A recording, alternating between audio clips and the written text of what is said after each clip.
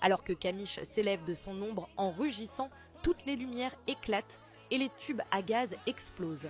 Regardant Jean, le dragon se demande s'il est celui qu'il a invoqué, roi des morts, monarque des ombres.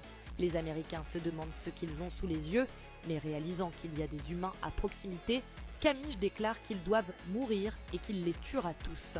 Il fissure la vitre qui le sépare des humains. David est choqué, car ce verre était renforcé et imprégné du mana d'un haut rang. Soudain, Camiche brise la vitre et commence à charger son souffle. L'équipe de maintenance crie au directeur de partir, mais ce dernier sait qu'il s'agit du souffle de Camiche et qu'ils ne seront pas en sécurité en se contentant de fuir. Mais avant que Camiche ne puisse embraser l'endroit, Jean lui ordonne d'arrêter, lui rappelant que le cristal de mana incrusté dans sa tête a été retiré depuis longtemps et qu'il n'a plus besoin d'obéir aux ordres des dirigeants.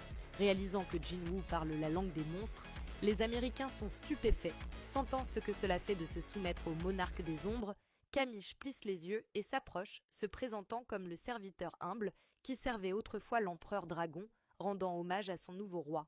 Lorsqu'on lui demande s'il servait l'empereur dragon, Camiche confirme « Il servait le roi des dragons déchaînés, le monarque de la destruction ». Ressentant une rage incroyable, Jean est surpris qu'un soldat d'ombre puisse posséder un ego aussi puissant. C'est un niveau totalement différent de tous les monstres qu'il a vus jusqu'à présent.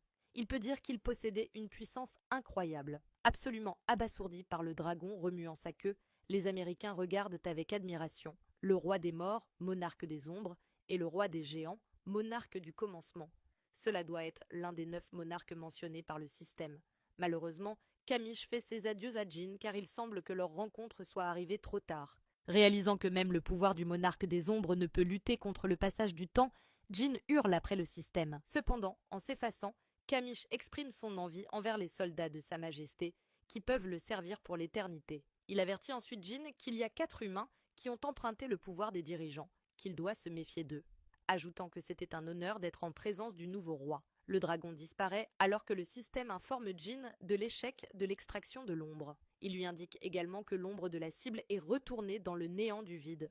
Trop de temps s'est écoulé depuis la mort de la cible. Toute tentative supplémentaire d'extraction de l'ombre sera inefficace. Demandant à M. White de transmettre ses excuses au directeur, Jean déclare qu'il couvrira les frais autant qu'il le pourra. En sortant, les Américains frissonnent alors que Jean fracasse la porte du hangar, grinçant des dents de colère et de déception.